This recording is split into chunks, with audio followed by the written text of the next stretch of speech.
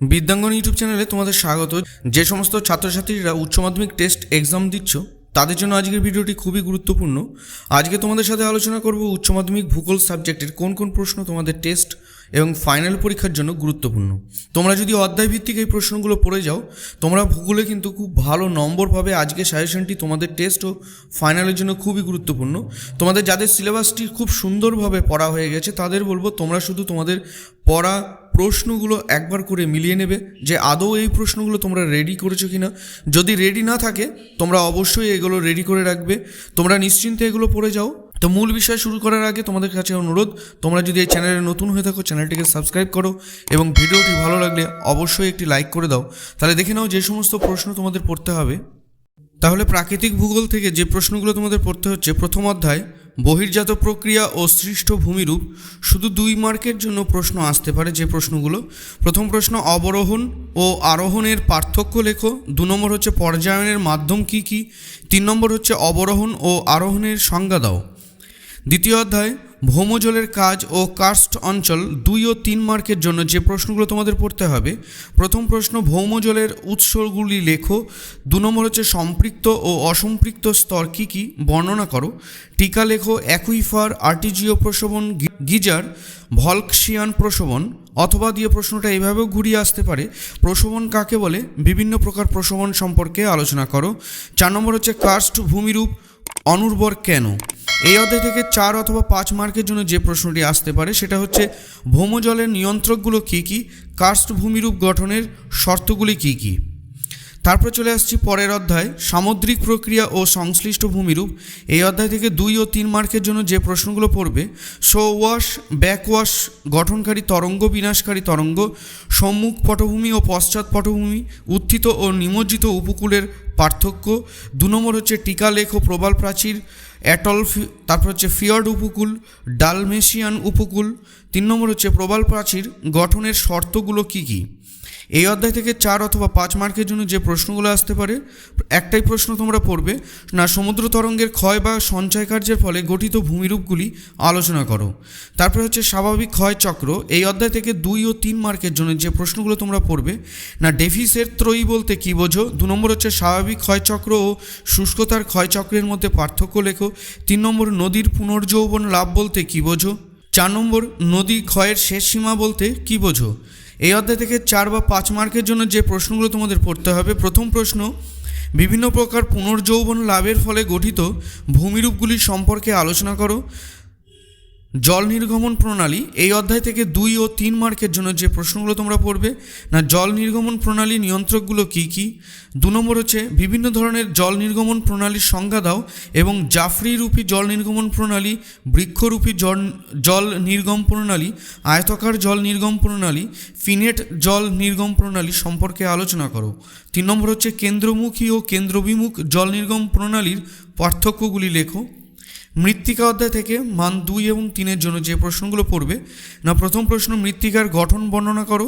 2 নম্বর হচ্ছে টিকা লেখো মৃত্তিকার সছিদ্রতা, মৃত্তিকার অম্লত্ব।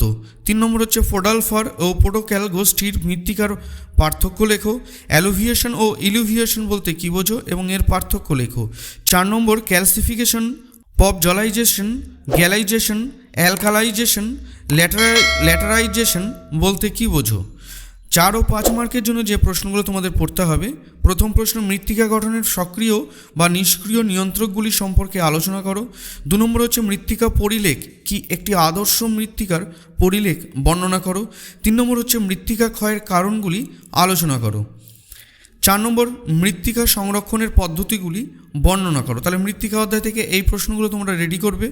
বায়ুমণ্ডল এই অধ্যায় থেকে 2 অথবা 3 মার্কের জন্য যে প্রশ্নগুলো আসতে পারে সেই প্রশ্নগুলোর মধ্যে হচ্ছে প্রথম প্রশ্ন ঘূর্ণবাত ও প্রতিভ ঘূর্ণবাতের পার্থক্য লেখো। 2 নম্বর হচ্ছে টিকা লেখো টাইফুন, সাইক্লোন, টর্নেডো, হারিকেন, অন্তর্ধতী সীমান্ত। 3 নম্বর হচ্ছে উষ্ণ সীমান্ত ও শীতল সীমান্তের পার্থক্য লেখো। তারপরে 4 নম্বর টিকা লেখো ওয়ার্কার সার্কুলেশন, লা নিনা। 4 অথবা 5 মার্কের জন্য যে প্রশ্নগুলো তোমাদের আসতে পারে, না প্রথম প্রশ্ন ত্রিকোষীয় মডেল কি ব্যাখ্যা করো। তারপর 2 নম্বর হচ্ছে জেট স্ট্রিমের বৈশিষ্ট্য এবং জীবনচক্র আলোচনা করো। 3 নম্বর ক্রান্তীয় ঘূর্ণপাত ও নাতিশীতোষ্ণ ঘূর্ণপাতের পার্থক্য লেখো। 4 নম্বর হচ্ছে নাতিশীতোষ্ণ ঘূর্ণপাতের সৃষ্টি পর্যায়গুলি কি কি। জীববৈচিত্র্য এই অধ্যায় থেকে শুধু 2 মার্কের জন্য যে প্রশ্নগুলো আসতে পারে, না ছোট ছোট টিকা আসতে পারে। জীববৈচিত্র্যে hotspot, data book, in situ, ex situ সংরক্ষণ। 4 মার্কের জন্য 4 অথবা 5 মার্কের জন্য যে প্রশ্নগুলো পড়বে এই অধ্যায় থেকে, না প্রথম প্রশ্ন জীববৈচিত্র্যের প্রকারভেদ আলোচনা করো। 2 নম্বর হচ্ছে জীববৈচিত্র্য সংরক্ষণের বিভিন্ন কৌশলগুলো বর্ণনা করো।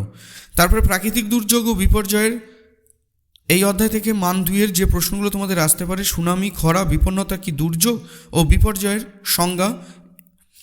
3 ও 4 মার্কের জন্য যে প্রশ্নগুলো তোমাদের পড়তে হবে, না দুর্যোগ ও বিপর্যয়ের পার্থক্য লেখো। 2 নম্বর হচ্ছে বন্যা ও খরার কারণ ও প্রভাব প্রতিরোধ ব্যবস্থা সম্পর্কে লেখো। 3 নম্বর হচ্ছে বিপর্যয়ের পূর্বে গৃহীত ব্যবস্থাগুলি কী কী। 4 নম্বর হচ্ছে দুর্যোগ ও বিপর্যয়ের ব্যবস্থাপনা আলোচনা করো।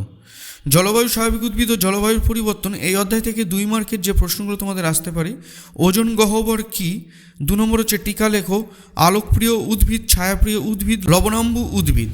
3 নম্বর হচ্ছে স্বাভাবিক উদ্ভিদের উপর জলবায়ুর প্রভাব কি। 4 অথবা 5 মার্কের জন্য যে প্রশ্নগুলো আসতে পারে, প্রথম প্রশ্ন ওজোন স্তর ক্ষয়ের কারণ ও প্রভাব আলোচনা করো। 2 নম্বর হচ্ছে গ্রিনহাউস গ্যাসের প্রভাব আলোচনা করো। 3 নম্বর হচ্ছে লবণাম্বু উদ্ভিদের শরীরবৃত্তীয় অভিযোজন সম্পর্কে আলোচনা করো। তাহলে প্রাকৃতিক ভূগোল থেকে এই প্রশ্নগুলো তোমরা অবশ্যই রেডি করবে। এবার আমরা চলে আসলাম আঞ্চলিক বা অর্থনৈতিক ভূগোল। তা অর্থনৈতিক কার্যাবলী প্রথম অধ্যায়, সাধারণভাবে কোনো বড় কোশ্চেন আসে না এই অধ্যায় থেকে। 2 অথবা 3 মার্কের জন্য সংযোজন প্রশ্ন হিসাবে আসতে পারে। তাহলে প্রথম অথবা দ্বিতীয় অথবা তৃতীয় স্তরের অর্থনৈতিক কার্যাবলীর সংজ্ঞা দাও এবং বৈশিষ্ট্যগুলি উল্লেখ করো। তারপর হচ্ছে টিকা লেখো, না আর্দ্র কৃষি, শুষ্ক কৃষি, শস্য সমন্বয়, শস্য প্রগাঢ়তা, নীল বিপ্লব, শ্বেত বিপ্লব, ট্রাক ফার্মিং, মিলেট। তারপর হচ্ছে আর্দ্র কৃষি ও শুষ্ক কৃষির পার্থক্য লেখো। সবুজ বিপ্লবের প্রভাব ও লক্ষ্যগুলি আলোচনা করো। ব্যাপক কৃষি ও প্রগাঢ় কৃষির পার্থক্য লেখো। ভারত অথবা চীনের ধান উৎপাদনের অনুকূল পরিবেশ উন্নতির কারণ লেখো। দক্ষিণ ভারতে কফি চাষে উন্নত কেন, না শ্রীলঙ্কায় চা চাষের উন্নতির কারণ কি। মিশরে কার্পাস চাষ উন্নত কেন, বাংলাদেশে পাট চাষের উন্নতির কারণ কি। শ্রীলঙ্কা নারকেল চাষে উন্নত কেন, ভূমধ্যসাগরীয় অঞ্চলে বাজারভিত্তিক বাগান কৃষির উন্নয়নের কারণ কি। আর জীবিকা সত্তাভিত্তিক কৃষি অথবা বাণিজ্যিক কৃষি এর সংজ্ঞা, বৈশিষ্ট্যগুলি লেখো। শিল্প এই অধ্যায় থেকে যে প্রশ্নগুলো পড়তে হবে, শিল্পের শ্রেণীবিভাগ করো। শিল্পের স্থাপনের কারণ ও নিয়ন্ত্রক কী। তারপর হচ্ছে ওয়েভারের শিল্পের অবস্থান সম্পর্কিত তত্ত্বটি সমালোচনা সহ আলোচনা করো। তারপর হচ্ছে ভারতে খাদ্য প্রক্রিয়াকরণ শিল্পের উন্নতির কারণ কি। হুগলি নদীর তীরে পাট শিল্পের কেন্দ্রীয় ভবনের কারণ কি। পশ্চিমাঞ্চলে কার্পাস বয়ন শিল্প গড়ে ওঠার কারণ কি। পেট্রোরসায়ন শিল্পে উদীয়মান শিল্প বলে কেন, না দুর্গাপুরকে ভারতের রুট বলা হয় কেন। পূর্ব ও মধ্য ভারতের লৌহ ইস্পাত শিল্পের একদেশী ভবনের কারণ কি। টিকা লেখো। ডট পেন ও শ্রম গুণক। জনসংখ্যা এই অধ্যায় থেকে যে প্রশ্নগুলো পড়বে, টিকা পড়বে কাম্য জনসংখ্যা, জনসংখ্যা বিস্ফোরণ, জনসংখ্যা অভিক্ষেপ, ঘনত্ব, মানুষের জমি অনুপাত ও জনস্বল্পতা। 2 নম্বর এরপরে যে প্রশ্নগুলো থাকছে সেগুলো হচ্ছে বয়স লিঙ্গ অনুপাত কি। বিভিন্ন প্রকার পিরামিড সম্পর্কে আলোচনা করো। না পৃথিবীতে বা ভারতের অসম জনগণের কারণ কি। জনঘনত্ব অনুযায়ী ভারতের বিভিন্ন রাজ্যকে ভাগ করে বর্ণনা করো। জনবসতি অধ্যায় থেকে যে প্রশ্নগুলো তোমরা পড়বে, জনবসতি কাকে বলে, গ্রামীণ ও পৌরবসতির পার্থক্য লেখো। গ্রামীণ জনবসতি কাকে বলে, বিভিন্ন প্রকার জনবসতির বর্ণনা দাও। তারপর হচ্ছে গোষ্ঠীবদ্ধ ও বিক্ষিপ্ত জনবসতি গড়ে ওঠার কারণ কি। তারপর হচ্ছে আয়তনের ভিত্তিতে জনবসতির শ্রেণীবিভাগ করো। আঞ্চলিক অর্থনৈতিক উন্নয়ন এই অধ্যায় থেকে যে প্রশ্নগুলো তোমরা পড়বে, হলদিয়া অথবা বেঙ্গালুরু অঞ্চল গড়ে ওঠার কারণ কি, হলদিয়া বন্দরের অর্থনৈতিক গুরুত্ব লেখো। তারপর হচ্ছে বৃহৎ ও ক্ষুদ্র পরিকল্পনা অঞ্চলের মধ্যে পার্থক্য লেখো, অর্থাৎ সংজ্ঞা এবং উদাহরণ সহ তোমাদের পার্থক্য দেখাতে হবে। পরিবহন ও বাণিজ্য এই অধ্যায় থেকে যে প্রশ্নগুলো পড়বে, না সড়ক অথবা রেল অথবা জলপথ অথবা বিমান পথের সুবিধা অসুবিধাগুলি লেখো। টিকা লেখো সোনালী চতুর্ভুজ, হীরক চতুর্ভুজ, সার্ক, WTO, ওপেক। তাহলে এই প্রশ্নগুলো তোমরা বাড়িতে ভালো করে প্র্যাকটিস করো। টেস্ট এবং ফাইনালের জন্য তোমরা যদি এই প্রশ্নগুলো প্রাকৃতিক এবং আঞ্চলিক থেকে রেডি করতে পারো, তোমাদের আদার্স কোনো প্রশ্ন তোমাদের পড়তে হবে না। এই প্রশ্নগুলোর মধ্যে থেকেই তোমরা কিন্তু 100% টেস্টে এবং ফাইনালে অবশ্যই কমন পাবে। তা প্রত্যেকে ভালো থেকো। ভিডিওটি ভালো লাগলে একটি লাইক করো এবং চ্যানেলে নতুন হয়ে থাকলে চ্যানেলটিকে সাবস্ক্রাইব করো এবং